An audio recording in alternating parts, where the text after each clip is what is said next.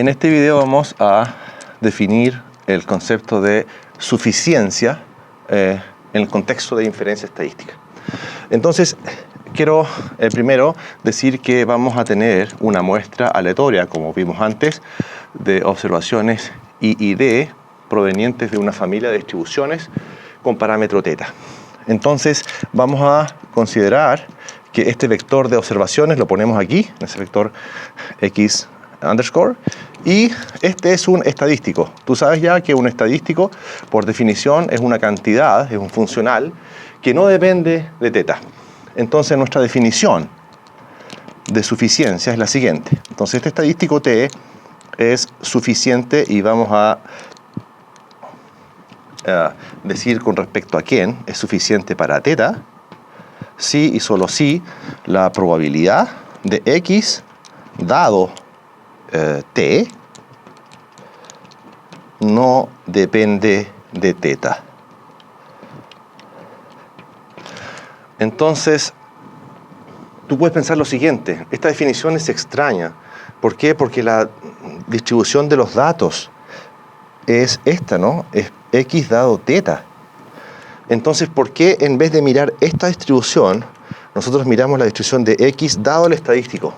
Bueno, porque si el estadístico es suficiente, es decir, es tan bueno que captura toda la información que hay respecto a θ en esta muestra y no redunda en información, entonces no es necesario mirar esto. ¿Por qué? Porque si miramos θ tenemos toda la información posible, pero si miramos T, está toda la información allí de tal manera que ahora esto no depende de θ, porque todo el conocimiento de θ está a través de T. ¿Te das cuenta?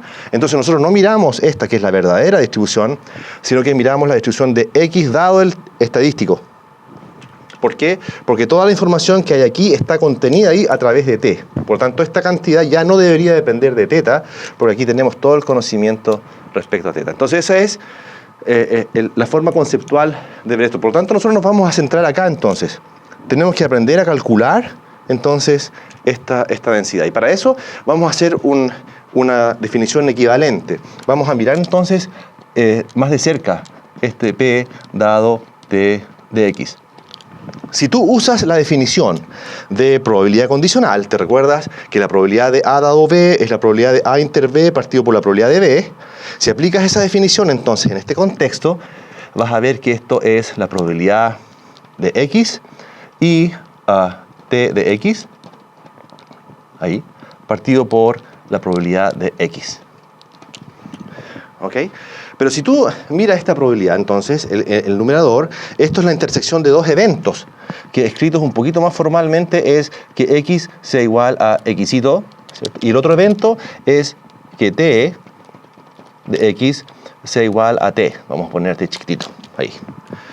Entonces, tú te das cuenta que como estoy haciendo esto para cualquier T, entonces este evento es más general que ese. Es decir, ese evento está contenido ahí. ¿Ok? Y tú tienes la propiedad de que si A está contenido en B, entonces la probabilidad de A inter B es simplemente la probabilidad de A. Entonces esta probabilidad se simplifica simplemente a la probabilidad de X. Por lo tanto, escribimos aquí arriba lo que resulta. Eso es la probabilidad entonces de X partido por la probabilidad de T, ¿no? El de abajo es la probabilidad de T. Menos mal que me di cuenta ahí. Es T de X partido por la probabilidad de T de X. ¿Qué significa eso? Bueno, en la práctica significa que estas son las densidades, es decir, esta es la densidad de ¿quién? De los datos dado θ, y esta es la densidad de ¿quién? Del estadístico dado θ. Entonces, esta definición es equivalente a la anterior. ¿Qué significa eso? Significa que un estadístico T es suficiente si esta probabilidad no depende de θ, o equivalentemente, el estadístico es suficiente si este cociente de densidades no depende de θ, donde esta es la densidad de X y esta es la densidad del estadístico. ¿Ok? Si tú quieres, le podemos poner así, ¿no? Ahí.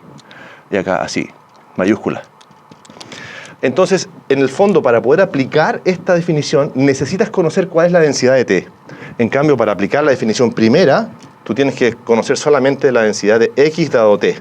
Y cualquiera de estas dos, entonces, definiciones son equivalentes, por lo tanto, si tú necesitas probar, tengo un estadístico y necesito probar que es suficiente, puedes usar cualquiera de las dos definiciones dependiendo la información que tenga. Si tengo información respecto a la distribución de t, entonces sin duda debería usar la segunda definición.